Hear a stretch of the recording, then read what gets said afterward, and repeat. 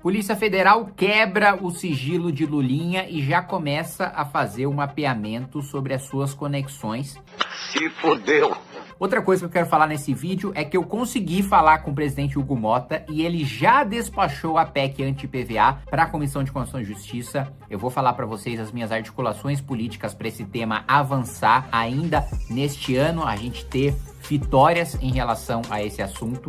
Também vou falar sobre a CPI do crime organizado que quebrou o sigilo das empresas de Dias Toffoli. E, por fim, eu vou pedir para vocês, claro, né, se inscreverem no canal, clicar no sininho para receberem as notificações, deixar o seu like e compartilhar este vídeo. Pessoal, a gente está promovendo uma grande campanha de arrecadação para ajudar os nossos amigos mineiros, ali especialmente Juiz de Fora e Iubá, né? Vocês devem acompanhar toda a tragédia que está acontecendo, né? Pessoas desaparecendo, pessoas morrendo, perdendo as suas casas. E a gente está fazendo essa vaquinha de arrecadação no mbl.org.br/SOS Minas. Se você quiser contribuir da mesma maneira como a gente fez as campanhas para o Rio Grande do Sul, a gente também vai entregar vários caminhões de mantimentos, de cestas básicas, de comida, de água, de roupa, enfim, tudo que a gente puder fazer para ajudar essas pessoas nesse momento difícil, a gente vai fazer. E se você também quiser contribuir, eu vou deixar o link aí para vocês. Bom, primeiro ponto. Tivemos a quebra de sigilo do Lulinha. Vocês viram na CPMI que nós quebramos no âmbito da CPMI, né, o sigilo do Lulinha. Só os titulares. 1, 2, 3, 4, 5, 6, 7. A pauta está aprovada.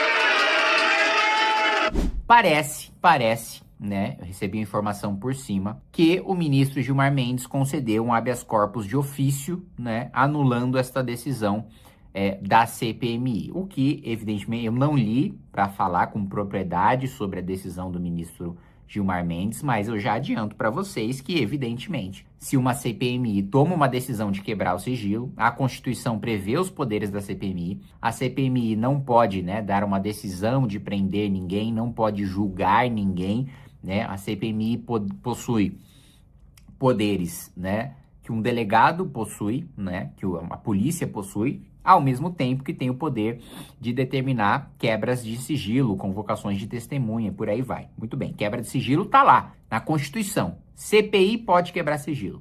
Muito bem, então não há que se falar em ilegalidade da decisão da CPMI, né? Mais uma vez ressaltando, eu não gosto de falar sobre decisões sem ler, como a imprensa toda faz, como todos os parlamentares fazem. Mas, preliminarmente aqui para vocês, né, evidente que a decisão da CPI é legal. Portanto, não há razão, não existe fundamento que justifique, né, anular essa quebra de sigilo. Mas isso não ajuda muito o Lulinha, porque a PF já quebrou o sigilo.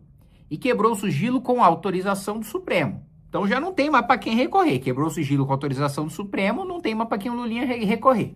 Anularam a decisão da CPMI, mas já está com a PF e, assim, eventualmente nós da CPMI vamos ter essas informações, né? Com decisão de Gilmar Mendes, sem decisão de Gilmar Mendes, né? E também é questão de tempo até várias dessas informações vazarem também para a imprensa. O desespero, né? O que chama atenção e o atestado de culpa do Lulinha vem pelo desespero dos deputados da CPMI. A pauta está aprovada.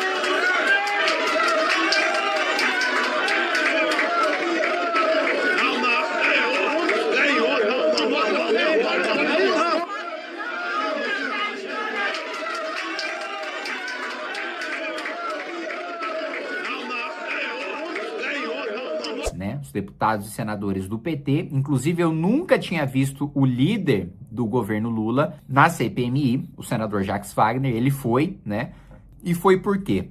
Foi porque nós avançamos nas investigações em relação ao Banco Master, em relação especificamente ao Cred Sexta, que o governo da Bahia, primeiro, o ACM, né, governador ACM, né, ele lá atrás criou, operava, né, um mercado estatal, né, sob a justificativa de vender comida barata para as pessoas, etc. Pois muito bem, tinha um cartão, esse mercado estatal, tal. Depois do governo ACM, abandonaram esse mercado quebrou, e aí o Jacques Wagner era secretário, e promoveu a venda, né, desse mercado. Aí tentou uma vez na bolsa, ninguém quis, tentou outra vez na bolsa, ninguém quis, falou, por que eu vou querer essa massa falida? Pois muito bem. O que se fala, né, segundo informações que nós tivemos aí na CPMI, é que haveria uma venda para um senhor chamado Augusto Lima, Guga Lima, amigo, né, amicíssimo de Jacques Wagner e de Rui Costa, e que teria combinado de comprar essa massa falida do mercado que ninguém queria, para conseguir operar um negócio chamado Cred Sexta, né? Um cartão que aí passou a ter autorização para ter uma espécie de monopólio para concessão de crédito consignado para todos os servidores da Bahia. Bahia é um dos maiores estados do país. De repente, um negócio falido virou um negócio bilionário, hiperlucrativo. E aí, o Guga Lima vende esse Cred Sexta para o Daniel Vorcaro em troca de participações no banco. 30% de participação no banco. Bilhões e bilhões de reais. Ele comprou essa massa falida por 15 milhões de reais. De repente, virou um negócio de dezenas de bilhões de reais. E isso começa a se expandir para outros estados. Também os governadores começam a fazer essas negociatas para fornecer o crédito consignado via Cred Sexta. Isso avança para o governo Bolsonaro. O governo Bolsonaro também concede benefícios sociais ligados utilizando o Cred Sexta. Então é um escândalo grande. Não à toa, agora, né, nós tivemos aí uma revelação da polícia também do envolvimento não só do Lulinha, mas ao mesmo tempo de ex-ministra do Bolsonaro, Flávia Arruda, né, ex-esposa do governador Arruda, caçado ali, Operação Caixa de Pandora, e agora solteira, acho que o nome dela é Flávia Pereira, ambos juntos ali na mesma investigação. Tem aquele desespero, os deputados do PT vão literalmente bater, né, no presidente, no relator, né, tem aquele tumulto que vocês viram, o que é estranho, não é estranho? Porque os deputados do PT não estavam dizendo que queriam investigar, né, que queriam ir até o final na questão da CPMI e do INSS. O Lula não falou, olha, se o meu filho estiver devendo, ele vai pagar? Para que a gente possa investigar todas as pessoas que estão envolvidas, todas as pessoas.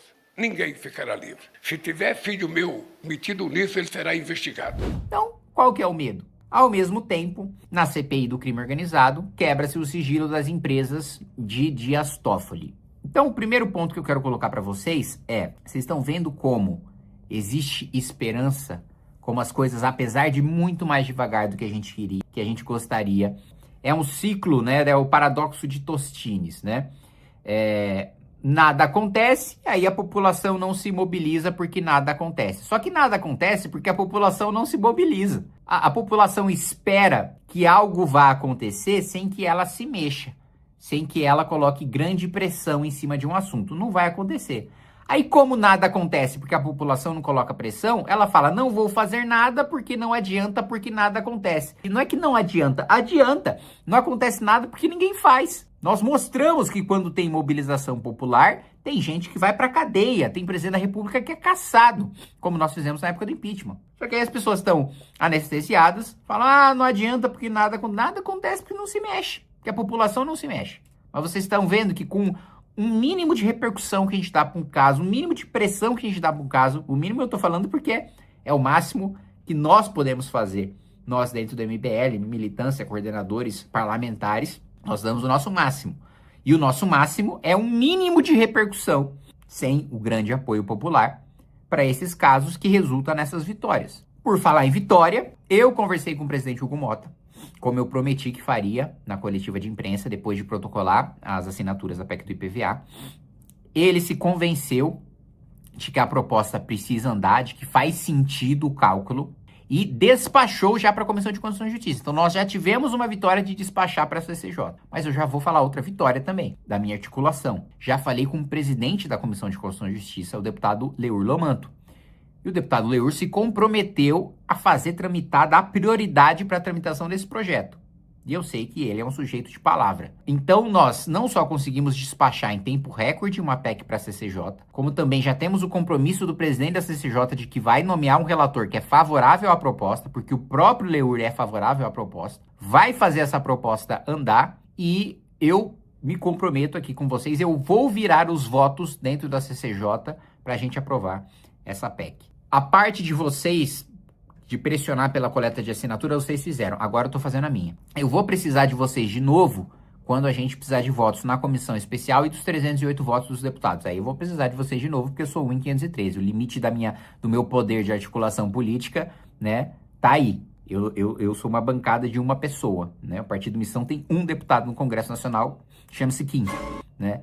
Acabou, tem o poder de um deputado. Aí, a pressão popular para a gente votar esse tema. Mas eu já adianto para vocês que o prognóstico, que é a nossa previsão, que é a nossa expectativa é muito positiva, muito positiva. A maioria esmagadora dos deputados com quem eu conversei dizem que são favoráveis à proposta e eu tô trabalhando muito para fazer isso andar. Beleza? Um abraço, até mais.